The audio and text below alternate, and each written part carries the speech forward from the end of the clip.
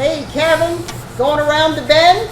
Yeah, hell in a handbasket too. Sometimes I have to improvise as I'm doing things. So I'm making this big sound sculpture. It's got 5 big arches hanging up there with bells hanging off of it.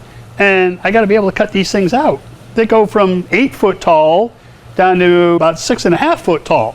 Well, my CNC table over there, it's only 4 foot by 4 foot. So I can't cut them out. It won't fit over there. Well, I'm not gonna cut them out by hand. I'm done doing that. That's why I bought that machine. So how do you do it? So I use a Dynatorch 4 foot by 4 foot plasma table. And it comes with 2 different programs. One to actually run the table and one that you put on your computer. And the one on the computer is called Sheetcam. And that's where you take your drawing, your DXF file, and you go into Sheetcam and you do all your parameters. You know, what kind of metal, how thick is it, how fast to cut. You know, all your settings are all right there in Sheetcam.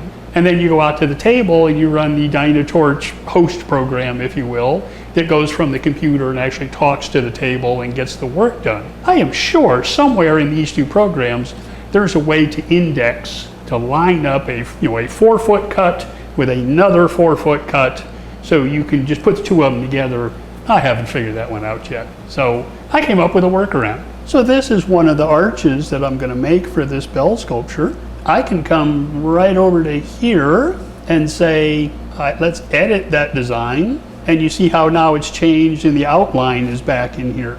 And I put a 38-inch tall reference marker right here. And then all I have to do is come in here and just draw a little rectangle right across that. So this is the little rectangle that I just drew in here. You know, in real life, it's maybe a 64th of an inch. And I've got a little trim tool. So I can come right in here and say, take out that part, take out this.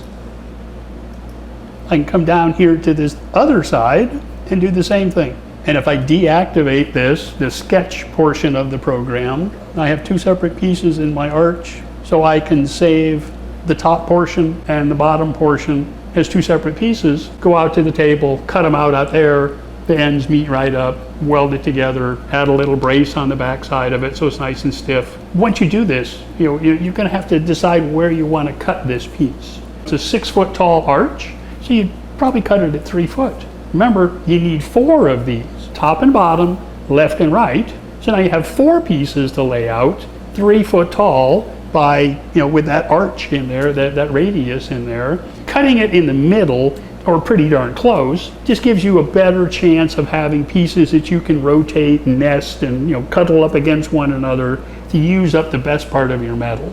If you have one 4 foot long piece, well, it's going to take a big chunk right out of the middle of your 4 foot by 4 foot sheet. So that's what I like to do. Depending on the size, cut them right about in the middle. It makes it a little easier to lay things out.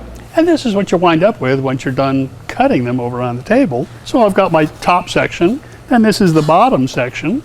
And then just the 2 ends meet up right here in the middle. And all I have to do really is I just take like a little piece of 1 inch by 1/8 inch strap, steel, and just cut it to fit where I'm gonna weld it on the inside, just as a little gusset inside there, just to help keep that joint nice and tight and smooth. And it winds up like that. Nice and smooth and flat and even. Once we take it down to the sandblaster, get it all sandblasted, that mark, those marks all go away. You can't even tell it was welded.